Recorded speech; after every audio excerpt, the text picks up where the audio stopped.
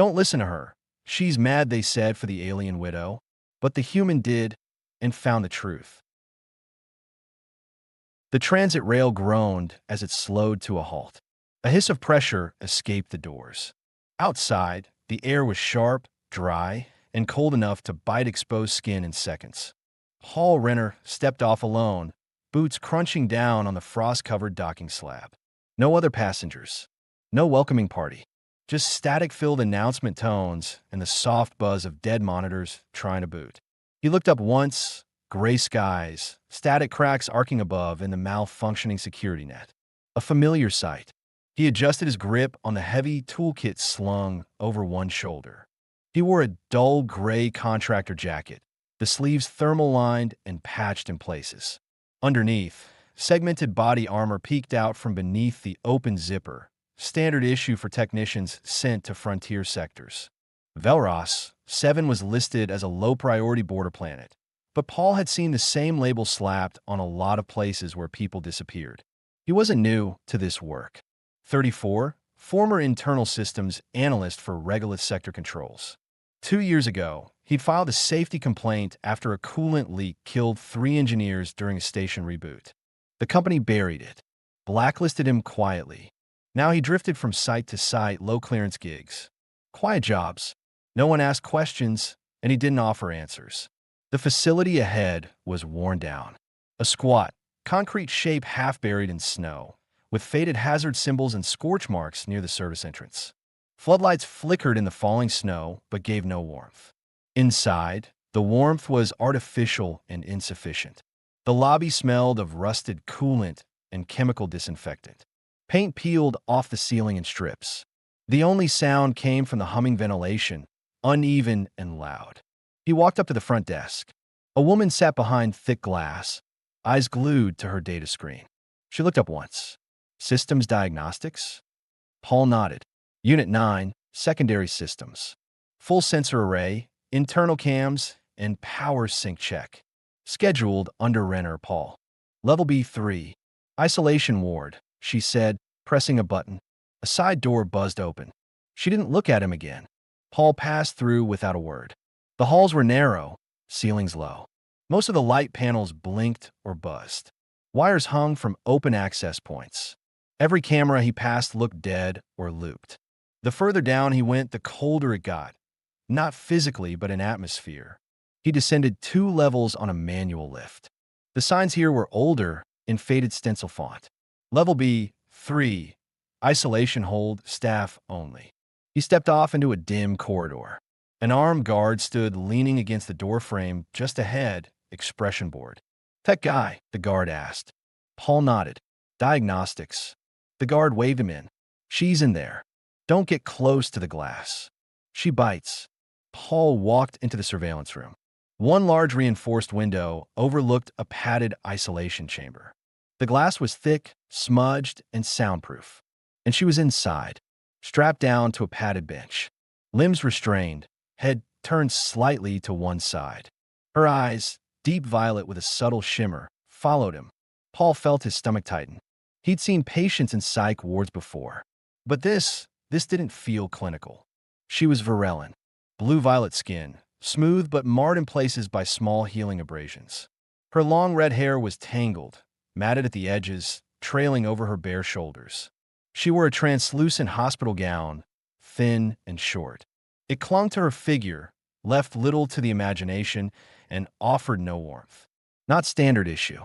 The bench looked medical. The context didn't. He glanced at the monitor. No biometric readout. No patient chart. No name tag. What's her status? He asked. The guard shrugged. Came in 3 days ago. Wandered into a freight path, naked, half dead from hypothermia. Started screaming about a missing daughter. Security found her collapsed near the outer pads. No med evac. Nah. Facility doesn't get evac priority. They brought her here.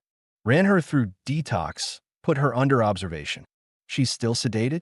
Not officially, but she freaks out if left alone. Head nurse ordered daily suppressants. Keeps her quiet.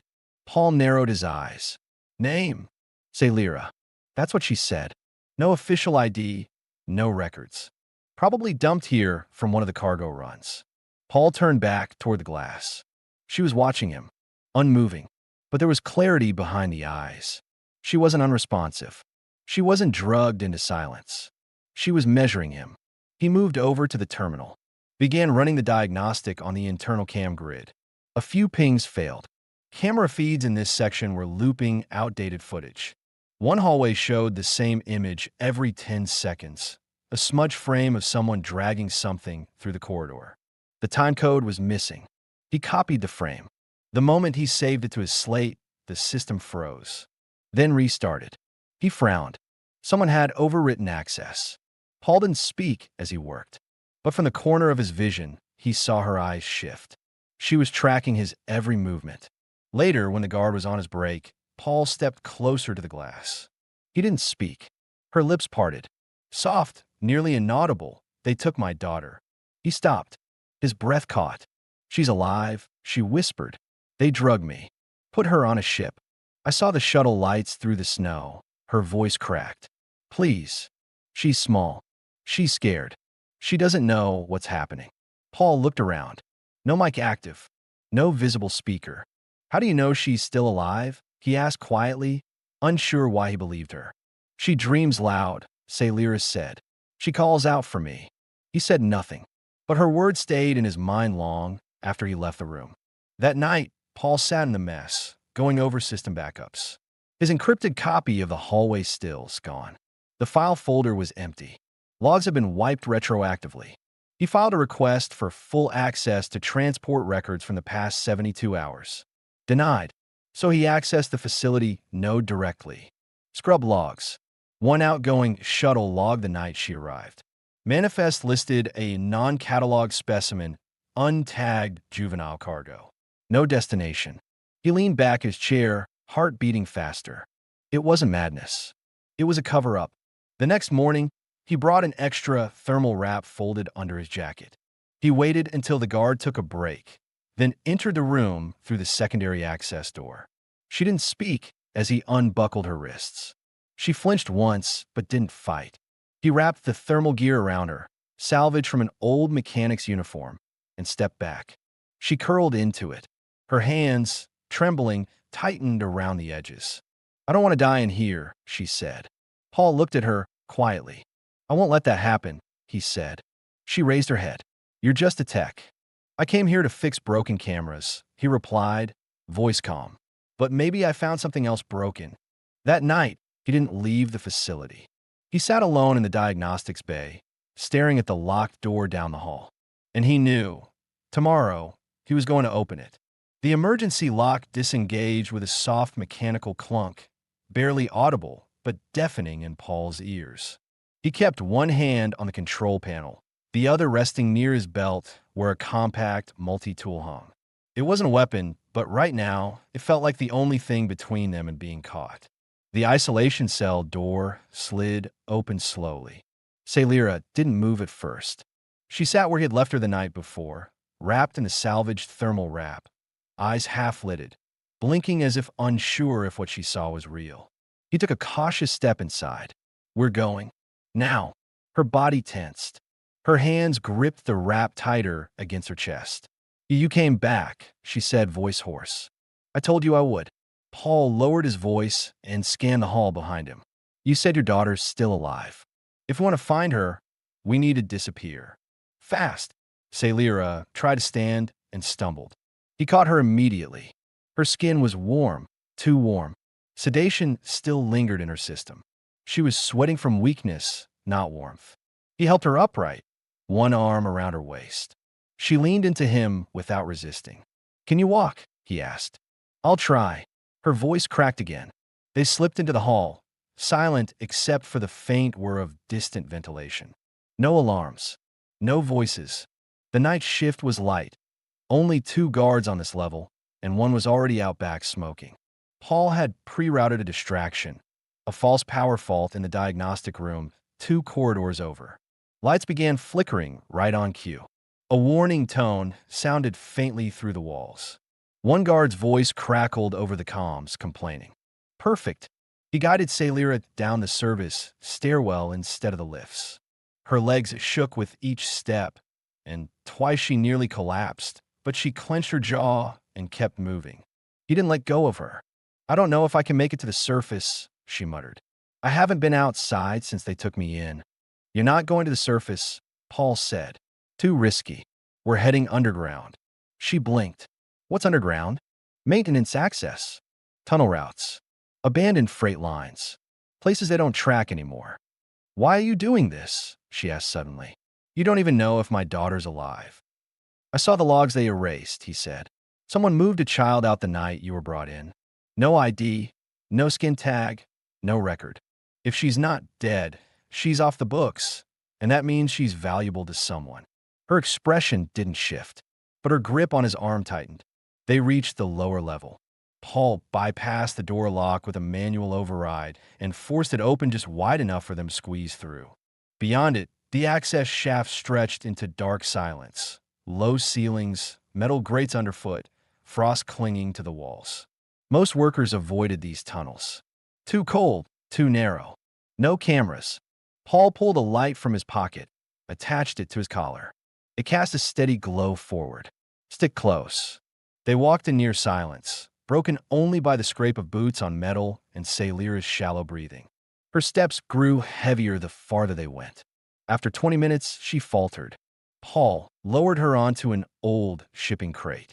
She pulled the thermal wrap closer and leaned her head back against the wall. He crouched in front of her. We'll rest here 5 minutes. Then we keep moving. Her lips parted. You could have left me back there. You still can. I'm not going to. I was labeled unstable. They told everyone I was dangerous. They said a lot of things. She looked at him. Really looked this time. Are you afraid of me? He shook his head. But I am afraid of what they're hiding. She swallowed hard. My daughter's name is Myra. She's turned 5 cycles. She has my hair, my skin, but her eyes, they're blue. Human blue. Her father was, she stopped, biting her lip. He's gone. Paul didn't ask. Not yet. Instead, he reached into his jacket and pulled out a protein bar and a small thermal gel pack. Eat. You'll need the strength. She took it with shaking hands. You talk like we're going somewhere far. We are. He stood again, listening for echoes. We're heading to the lower tram grid. If we can reach Sector SIXS Junction, there's a network hub. I know someone who can scrub IDs, set up a ghost record. But we have to move before your absence sets off a full internal sweep. Celira looked down at her bare legs, the edge of the wrap barely covering her thighs. I can't go through the city like this. Paul unzipped his jacket and pulled off the outer layer of his uniform, handing it to her. Here, use this. It's too big, but it'll cover you. She hesitated, then took it. You're kind. I'm careful, he corrected. And this was the only choice that didn't involve watching you die in that room. They moved again. The tunnel bent sharply, opening into a wider chamber once used for cold storage. Paul stepped forward to scout the other side and stopped. Voices. He raised a hand. Celira froze behind him. A group of 2, security patrol, maybe, was checking junction boxes in the far end of the chamber. Not part of the normal sweep. That meant someone already noticed something was off. Paul scanned the wall and found what he needed, an old waste vent, just big enough to crawl through. He turned back. We'll have to go in there. It's tight, but we'll avoid detection. She nodded wordlessly, pulling herself along the edge of the crate and following him into the vent. It was narrow. She had to crawl, her legs pushing behind her. Her breath came fast, shallow, but she didn't complain. They emerged in a secondary utility room on the far side, safe for now. Paul helped her sit again. Her hands were scraped from the vent. Her eyes looked hollow, exhausted, but focused. I need to ask, he said quietly. What happened to you before they found you? Celira looked down at her hands. They came to our quarters. Said I was being reassigned. Myra cried. I tried to hold her. One of them hit me. I woke up strapped to a table. Then nothing. I escaped during transport. Don't know how far I walked. I remember snow, then black. Paul nodded slowly. They tried to erase all of it. They almost did. She met his gaze. But you saw me. I did. They sat in silence for a few moments, surrounded by the hum of dead wiring and the faint buzz of distant power lines. Then Celira said something he didn't expect. If I hadn't been bred to be sold, you wouldn't even be looking at me now. Paul turned toward her. That's not why I'm here. Then why? She asked again. He didn't answer right away. Finally, he said, because you were right. That's all it took. Her expression softened, just a little.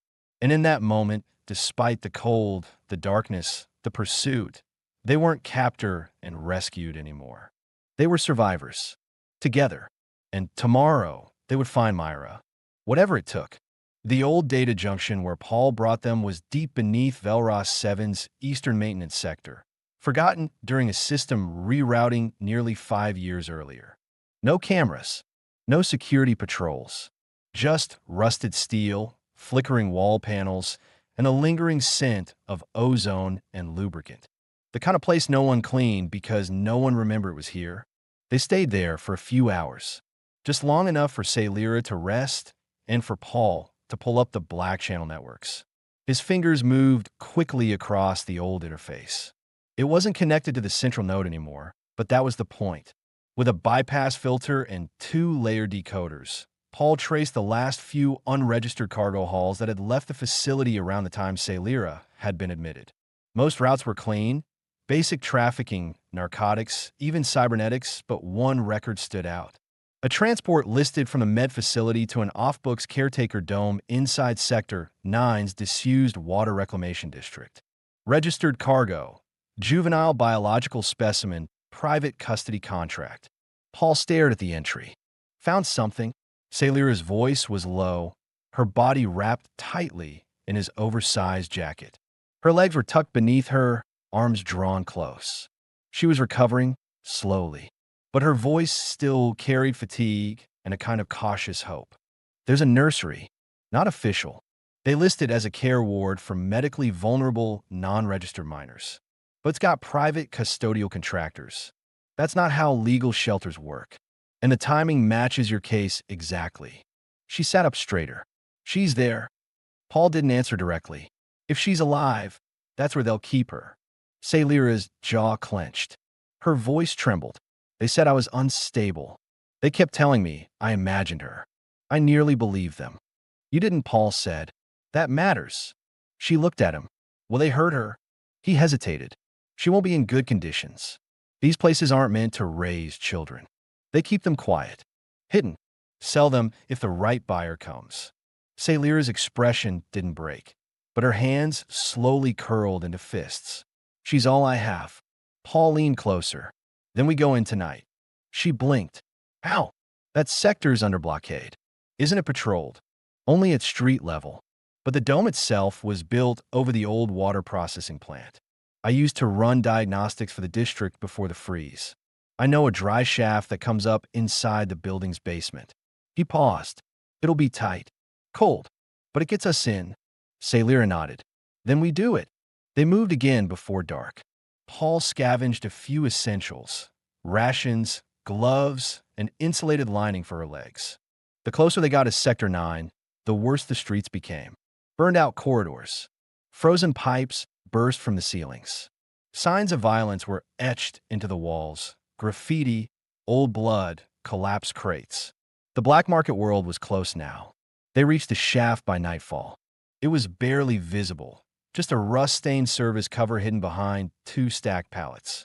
Paul lifted the grate and dropped first, landing hard on a ladder. He guided Celira down after him, hand over hand. She didn't hesitate, even when the metal bit into her palms. They crawled the rest of the way through darkness, the only light coming from Paul's shoulder lamp. The tunnel was narrow, just wide enough for their bodies. Mold clung to the lower walls.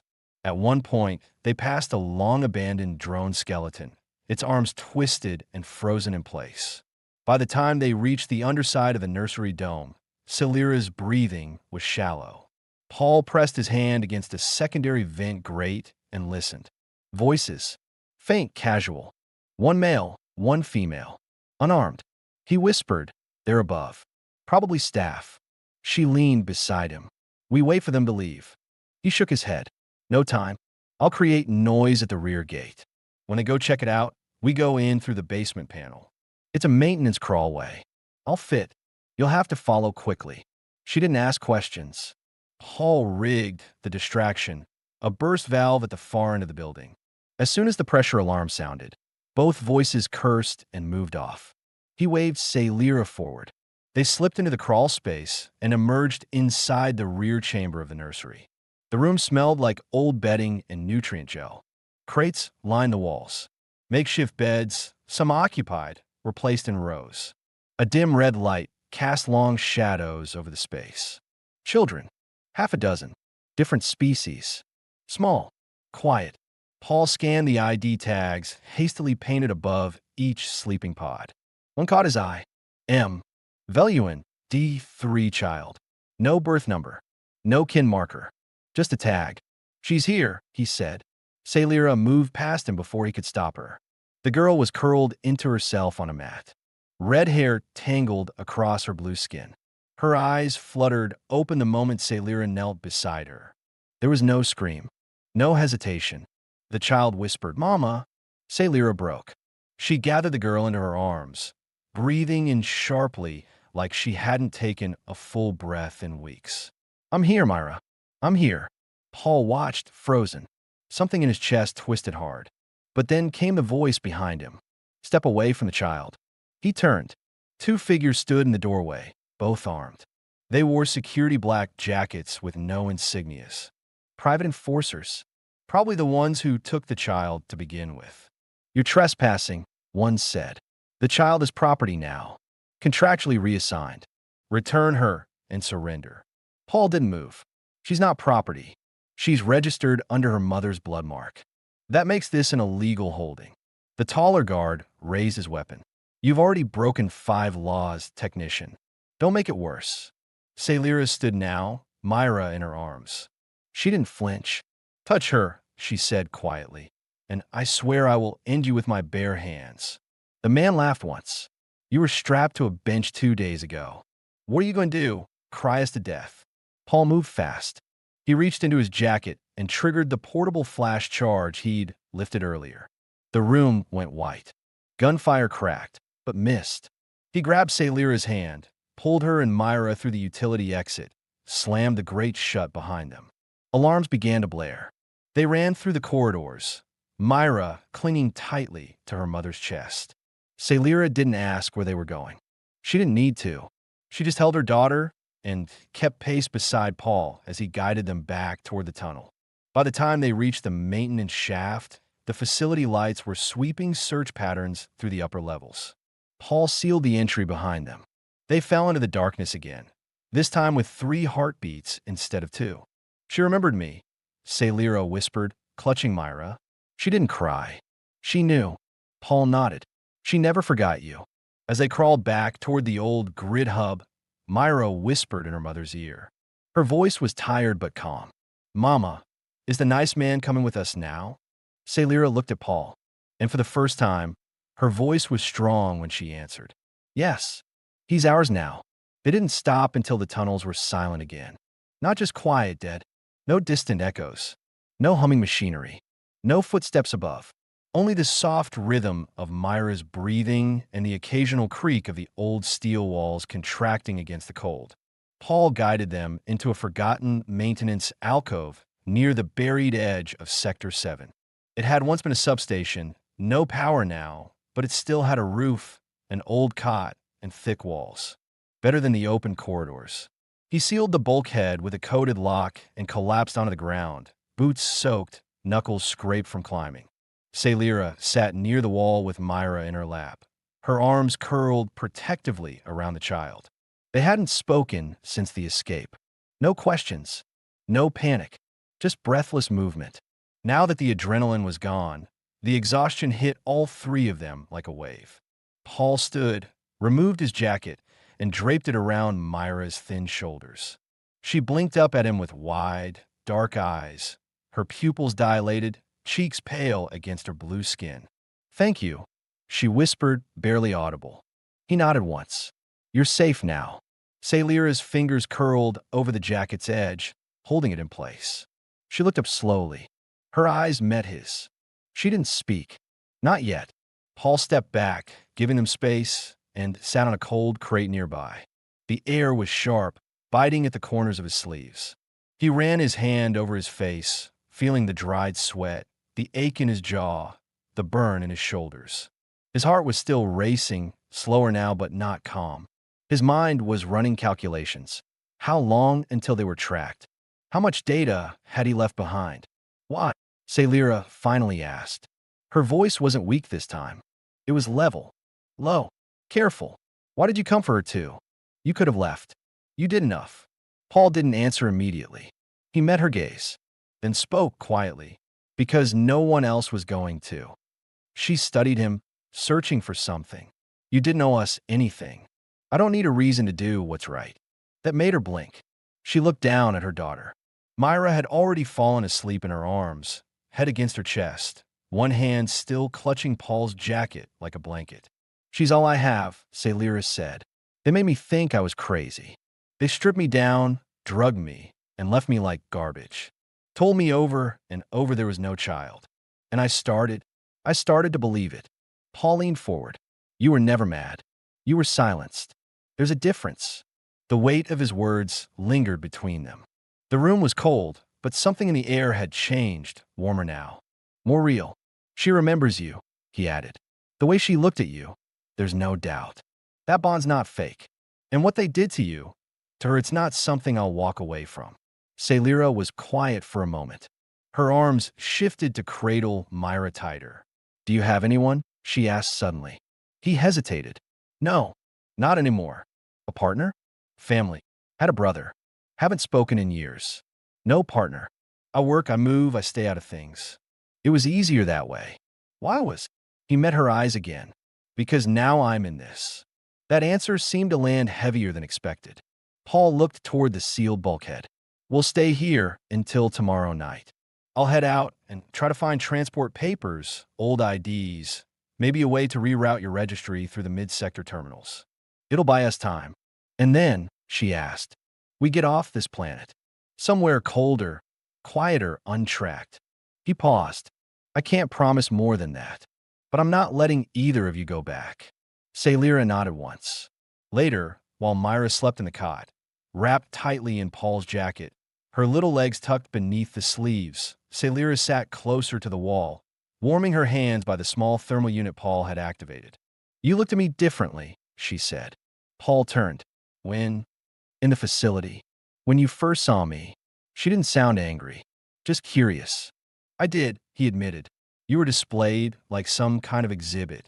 But everything about how you sat, how you looked at me, it didn't match what they said. You weren't insane. You were trapped. Her lips parted. They kept me half-dressed. Said it was regulation. But it wasn't for medicine. It was for display. Paul looked away. Not out of shame, but out of anger. I know. Salira shifted slightly, pulling her borrowed blanket higher. You didn't touch me. Not once. I didn't need to. You could have. I wouldn't have stopped you. I was broken then. Paul's jaw clenched. That's exactly why I didn't. She studied him again. You're not like the others. I'm not a hero either, he said. I didn't rescue you because I'm noble. I did it because I couldn't stand what I saw. I've been silent before. Let things happen. Not this time. Salira exhaled slowly. Her eyes lowered. Then let me be honest. He waited. I'm not ready to trust anyone. I don't know how to be a person anymore. But when I saw you with her, when I saw her reach for you, I didn't feel fear. That's enough, Paul said gently. They didn't touch. But the distance between them, emotional, physical, was smaller now. As they both sat in that quiet, half-buried shelter, surrounded by silence and snow and secrets, Salira leaned her head back against the wall. Stay close tonight. Not because I'm afraid, but because I don't want to be alone. Paul didn't move closer. He didn't reach out, but he stayed awake while they slept, guarding the hatch, watching the shadows, listening to Myra's soft breathing and Salira's restless shifts. And for the first time in years, he wasn't thinking about failure or silence or survival. He was thinking about them. And what came next? The Forge credentials weren't perfect. Paul knew that. But perfection wasn't the goal, believability was. At midday, while Salira and Myra remained hidden beneath the sealed substation hatch, Paul crossed back into Sector 4. Posing as a routine courier, using a scrubbed ID chip copied from an old transit supervisor. It was enough to get him past 2 security scans and into the old scrapyard district, where traders passed stolen documents like rations. He bought a pair of pre-used identity tags, thin plastic bands embedded with falsified biometric data. One registered Celira as a labor escort bound for orbital medical repatriation. The second listed Myra as her dependent, recently reclaimed after biological verification. It would hold up under casual inspection, just long enough to get through the outbound checkpoint. He bribed an old contact at the tram station to get access to the inspection logs and plot a route through the quieter terminal. One less frequented, one less armed. By evening, Paul returned to the hideout. Celira met him at the hatch. Her eyes searched his face before he even spoke. "We have a path," he said, "but it's tight. No errors. If they ask too many questions, we lose everything." Inside, Myra sat cross-legged on the cot, holding a piece of cracked wall tile like a toy. She looked up, hopeful.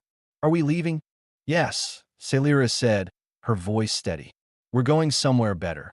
They left at nightfall. Celira wore a salvaged courier uniform, black and blue fabric repurposed from Paul's contacts, zipped high at the neck.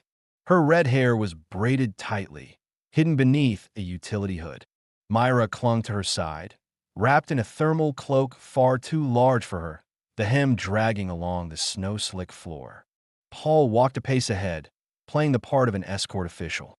His jacket had a false seal stitched over the original emblem, and his data slate was rigged to flash preloaded credentials without transmitting back. The outer district tram terminal was nearly abandoned. A tired security officer glanced up as they approached. "Outbound travel requires pre-clearance and internal med checks." "You got both." Paul handed over the slate. "Emergency medical escort. Registered repatriation. Both parties cleared for outbound transfer." The officer looked down, brows furrowed. He tapped at the slate. Behind Paul, Celira's fingers tensed on Myra's shoulder. The girl buried her face into her mother's waist. The officer's scanner buzzed once, red, then green. Paul's chest tightened. The officer grunted. "We've had a few fakes come through lately." Paul forced a calm expression. "We're not smugglers." The child's immune profile flagged her for colony rejection. "We're taking her back to orbit for treatment." The officer glanced at Celira. "She doesn't look human." "She's not. But the girl is mixed blood. Local registry didn't accept her file. This is cleanup." The man stared at Myra for a long moment, then shrugged. "Get them on the tram and off my station." Paul nodded once. "Understood." They walked past the gates in silence. The tram bay loomed ahead, rusted, half-lit, but functional. Only once the doors closed behind them did Celira exhale. Her hands were shaking. Paul looked at her. "You were calm." "I wasn't," she whispered. "But I knew you needed me to be." Myra climbed into the seat between them. Her voice was soft. "I don't like the scanner men." "You won't have to see them again," Paul said. "We're leaving them behind." The tram began to move, rattling along tracks built long before either of them had arrived here. Paul checked the rear monitors. No pursuers. No alarms. But 20 minutes into the ride, as the lights flickered and the snow beat hard against the side windows, Celira leaned close. "There's something I didn't tell you." Paul turned. "What is it?" She looked down. "When they took Myra, they didn't just hold her. They tested her. Blood, tissue scans. They wanted to know if she could breed like me." Paul's jaw tensed. "They tested a child for fertility? They wanted to see if she'd be useful to the caste system. If she inherited my market traits." Paul swallowed hard. "Did she?" "She did. That changed everything." They weren't just running from a cover-up. They were running from a long-term plan. "Someone's going to come looking for her," Paul said. "She's not just an orphan to them. She's an asset." Celira nodded. "That's why I didn't want to stop. That's why I'll kill anyone who tries to take her again." Paul looked at her, not with doubt, but with grim respect. "Then we stay ahead. We disappear. And if they come, we make sure they regret it." The tram continued through the storm, deeper into the unknown. Ahead was the orbital lift, one final checkpoint before they left Velros 7. They were almost out, almost safe. But now, the stakes were higher, because Myra wasn't just a child anymore. She was a reason for powerful men to kill, and Paul was already deciding how far he'd go to stop them. They didn't reach the orbital elevator. Not that night. 32 minutes after the tram passed Sector 11's last way station, the onboard alert lights turned amber. The sound was subtle, just a single chime, but Paul felt the weight of it immediately. He stepped toward the cabin's rear control console. An automated override had been triggered. Route deviation. Authority override. He checked the system. VPD, RF-77 intercept protocol active. Velros Planetary Division. Police. Paul turned slowly. Celira was already watching him. She'd felt it too. They found us, she said quietly. Ow! Paul asked aloud, but the answer came seconds later. His data slate vibrated once. A system ping. A message burned across the screen. Alert. Subjects identified. Hospital escapees. Armed and dangerous. Child in possession. The credentials had held at the checkpoint, but someone hadn't noticed the patient file deletion. Or maybe the guard had gotten suspicious and reported them anyway. It didn't matter now. They were no longer just fugitives. They were being hunted. Paul grabbed Myra from the seat and handed her to Celira. Get to the rear. There's a maintenance exit under the panel. When the tram slows, we jump. Jump, she echoed. We're going full speed. Not for long. Paul yanked the emergency brake system. Not all the way, but enough to trigger the tram's slow-stop failsafe. The lights dimmed. The cabin groaned under the strain. Red alert signals flashed against the ceiling. Celira moved, carrying Myra close against her chest. The child was awake now, scared but silent. Paul pulled a pry bar from under the floor panel and wedged open the lower maintenance hatch. Wind held up through the gap, freezing sharp. The tram hadn't stopped completely, but had slowed enough. Now, he said. He dropped first, landing hard on the frozen side rail and rolling into the snowbank. Celira followed. She shielded Myra as they fell, landing with a thud beside Paul. The girl didn't cry, just whimpered once before hiding her face in her mother's chest. They ran. The storm outside was brutal, wind cutting sideways, snow stinging exposed skin like glass shards.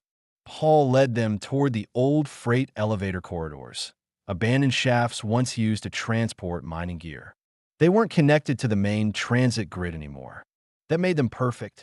Behind them, the tram's lights dimmed out of sight. Somewhere far off, a patrol vehicle cut across the sky with searchlights glowing. They were tracking heat signatures. We need to get underground, Paul shouted. Now! They ducked through a collapsed security fence and into the skeletal remains of an old tram depot. Metal girders stretched overhead like broken ribs. Inside, shattered windows and rusted machinery coated in ice. No lights. No surveillance. Safe for the moment.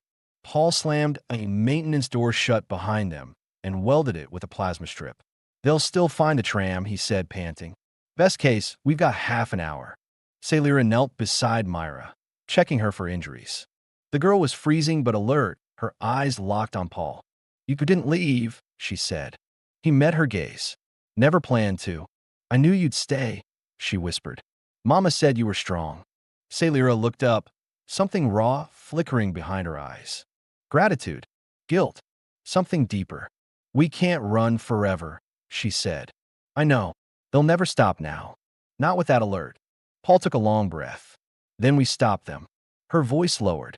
We have no weapons. No contacts off-world. You think we can fight a planetary alert net? No, Paul said. But we can disappear beneath it. There's a blackout zone near the northern ridge. Old atmospheric research base. Off the grid, shielded, buried under ice. It was shut down years ago after a reactor failure. No one patrols it. You've been there? She asked. Once. Long ago. It's dead. But if we can reach it, we can rig a beacon and barter for pickup. And you think we'll make it? She asked. I don't know. But I'd rather freeze trying than let them take her back. Celira looked down at Myra, who was watching both of them now with wide, steady eyes. I'm not strong enough for this, Celira said, voice trembling. Yes, you are. She shook her head. I was bred to look beautiful, to attract, not to run through snow, not to fight patrols. Paul stepped closer. Then let me say it plain, none of that matters now. Not who they made you. Not what you were supposed to be. She stared at him. You're a mother who nearly froze to death crawling across a landing field for her child. You're not weak. You're the strongest person I've met. She blinked, but didn't cry. Instead, she nodded once. Sharp. Composed. Then we go. They left through the North Freight Tunnel, bundled in scavenged gear, with Celira carrying Myra on her back and Paul breaking the path ahead. The wind roared as they ascended the frost cliffs, each step slower than the last. But they climbed. No trams. No security grids. No cameras. Only snow. And the light on the horizon, faint but real. A beacon tower. Still standing. Still waiting. And behind them, the lights of police cruisers faded into the storm, unable to follow where no system dared track. They weren't safe. But for the first time, they weren't being hunted. They were choosing. The next 24 hours blurred into a single, relentless flight. No warmth. No rest. No direction but away. They moved through the buried spine of Velros 7's dead north, over fractured walkways and gutted tram rails, under collapsed calm towers and broken skybridges. The snow didn't let up, and neither did the wind. It pressed against them, slowed every step, howled through the concrete like a living thing trying to drown them in its voice. Paul's legs burned with each climb. His lungs ached. But he pushed forward, always scanning, always listening. Behind them, distant lights flickered, blue and red strobes cutting through the mist. Patrols. Drones. Hounds. Not just after Celira now. After Myra. Something had changed in the alert net. The authorities weren't just hunting an escaped patient or a road technician. Myra's biometric data had triggered something bigger. Her blood. Her potential. They didn't want to punish. They wanted to reclaim. She was property again, and that meant they would kill to get her back. Paul kept them moving. At sunrise, they crossed a collapsed viaduct and entered an old loading station, sheltering behind a bent column while he checked the map. We're close, he said. Another hour. Maybe two. Celira sat with Myra wrapped tight in her arms. The child had stopped speaking hours ago, exhausted but aware. Her eyes followed every movement Paul made. She trusted him now the way she trusted her mother. Celira looked pale. Her lips were cracked, but her posture hadn't broken once. She's burning up, she said. We have to stop soon. We will. Just a little further. But fate didn't give them a little further. The warning came not from the air, but the ground. A blast rang out from behind. Then another. Paul turned in time to see a drone drop from the sky, smoke trailing behind it, crashing hard into the icy floor.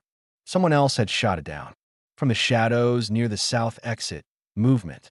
At least 6 figures, dressed in scavenger gear. Armed. Fast. Raiders. Not police. Not corporate. But worse in some ways.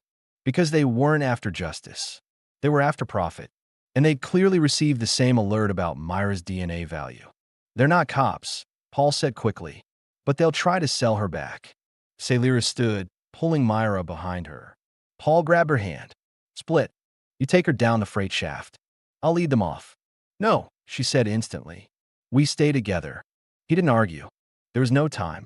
They ran through the side corridor just as bullets ripped through the rusted siding behind them. One shot grazed Paul's shoulder. He didn't feel it until later. Just heat and instinct and the sound of boots on steel stairs. They ducked into a lower floor, dark, flooded in parts. Pipes hissed. Ice cracked beneath every step. One of the raiders fell through rotten grating. Screamed. Didn't get up. Paul didn't look back. He led them into a ventilation corridor, twisted and narrow, and braced the door shut with his entire body while Celira crawled through with Myra ahead of her. By the time he caught up, the next sound he heard wasn't a scavenger. It was a voice on a megaphone. This is VPD command. All parties in breach of planetary code. Drop your weapons and remain where you are. Police. 2 hovercraft descended into view through the shattered skylight overhead. One spotlight swept across the freight floor. One of the scavengers opened fire. Paul pulled Celira and Myra into cover again as the police opened up, neutralizing the raiders with brutal efficiency. The air filled with gunfire, smoke, and shouted orders. The scene was chaos, but Paul noticed something strange. They weren't aiming for him, or for Sailira. They were taking down the scavengers only. A voice called through a side loudspeaker. Paul Renner. Sailira Veluan. You are to surrender the child into protective custody. No charges will be filed. Compliance ensures safety. Sailira's body tensed beside him. Myra clutched her tightly, eyes wide. Paul met her gaze. It's a lie. They don't want justice. They want her processed, reprogrammed. Quiet. Sailira nodded. We run. They broke into the final corridor, toward the beacon. The tower stood at the edge of a frozen cliff, barely holding together. Paul triggered the old power cell from his slate. Months ago, he'd cached a portable fusion cell in case of a disaster. The beacon flared once. Then again, a burst signal shot up into the sky, coded and silent. Someone will come? Sailira asked, panting. They will. Behind them, footsteps, voices, flashlights. Paul lifted a nearby pipe, ready to fight. But then he heard it. Engines. Above them, a freighter vessel, unmarked, descended fast. Wind kicked up snow in all directions. A boarding ramp lowered. Someone shouted from the hatch. Paul Renner. He nodded. Take her. The girl and her mother. The pilot nodded. Get aboard. We've only got a window of 15 seconds before they get a lock. Paul turned to Sailira. Go. She hesitated. You're coming. I have to cover. She grabbed his hand. No. You come. He looked back once. Police entering the clearing, but too far. And he ran. They boarded as the ramp lifted. The freighter banked sharply and shot into the sky, disappearing into cloud cover within seconds. The signal trail was scrambled. Untraceable. Inside, Paul collapsed against the hull wall. Bleeding, shaking alive. Sailira dropped to her knees beside him, gripping his arm. Her face was streaked with dirt and cold. But her eyes were clear now. Not afraid. Just full. Myra climbed into his lap without a word. She didn't ask where they were going. She just leaned against him. Sailira exhaled and finally said it, barely louder than a whisper. You're not just the one who believed me. You're the one who chose us. Paul met her gaze, tired but smiling. And I'll keep choosing you. Every time. The ship flew on. No alarms. No patrols. No more cages. Only stars ahead. 3 months had passed. The sun on Rasuri rose slow and orange, casting long shadows across the silver cliffs and the moss-colored valley floor. Nothing on this world was fast. Not the wind, not the rivers, not the seasons. The sky stayed wide and soft, and most days smelled faintly of the flowering moss that blanketed the valley basin. No one here carried weapons. No one asked questions about the past. That was why Paul had chosen it. They lived in a simple hillside home, a modular structure with a reinforced roof and self-sustaining heat core, tucked between 2 sun-warmed ridgelines. No one else within 5 kilometers. Just them, and silence. The good kind. Paul stood outside that morning, fixing the solar panel bracket that had come loose during the last windstorm. He'd grown a beard, thicker now. His jacket was sun-faded, and his body had gained back strength. He looked more like a settler than a technician these days. His hands were rough. His jawline was still healing from the scar left during the last fight on Velros 7. But his eyes were calmer now, focused. He heard her before he saw her. Myra, Sailira called from inside the house, voice lighter than it used to be. Shoes, not bare feet. The stone paths, still cold. I'm coming, Mama, came the reply, high and bright. Paul turned in time to see the small girl tumble out of the door, boots half-zipped, crimson hair flying. She ran straight for him, little legs kicking up dirt and moss. He crouched to catch her just in time. Careful, he said with a grin. You trying to knock me over again? Yup, she laughed, squeezing his neck. He didn't set her down right away. Instead, she pulled back, her blue-skinned face serious all of a sudden. Can I call you something? Paul tilted his head. What is it? She hesitated, then whispered it. Dad. Paul froze. Sailira had stepped out behind them now, watching. She didn't speak. She didn't interrupt. Myra's voice was small. It's okay, right? Mama says I should only call someone that if I feel it. And I feel it. Paul's chest tightened in a way that caught him off guard. His throat burned. He nodded, jaw clenched. Yeah, yeah, it's more than okay. Myra beamed. Okay, Daddy. Now finish the panel so we can eat. She ran back toward the house, coat flapping like a cape. Paul stayed kneeling for a long moment, not moving. When Sailira stepped up beside him, he looked up at her. She called me Dad, he said softly. I heard, she replied. I don't know if I deserve it. You didn't earn it with blood, Sailira said, voice calm. You earned it with everything else. He stood slowly, brushing off his hands. They looked at each other for a long moment. I was going to tell you something today, she said. What is it? She stepped closer. Her red hair was braided loosely down one shoulder, and her skin caught the sun in a soft shimmer. I never planned to stay with anyone again. After what they did to me, what I was raised for, I thought I was too broken. That the only love I'd ever know would be what Myra gave me. Paul swallowed. I understand. But, she continued, voice tightening, that you gave me quiet. You gave me space. You didn't try to fix me. You let me rebuild myself. And now, when I look at you, I feel something I haven't let myself feel in years. Paul watched her, motionless. She stepped forward, hand on his chest. I love you, Paul. He blinked, tried to speak. Then he reached up and covered her hand with his own. I've loved you for a while now, Sailira. I just didn't want to say it first. I didn't want to break the quiet. You didn't, she said softly. You filled it. Paul didn't speak.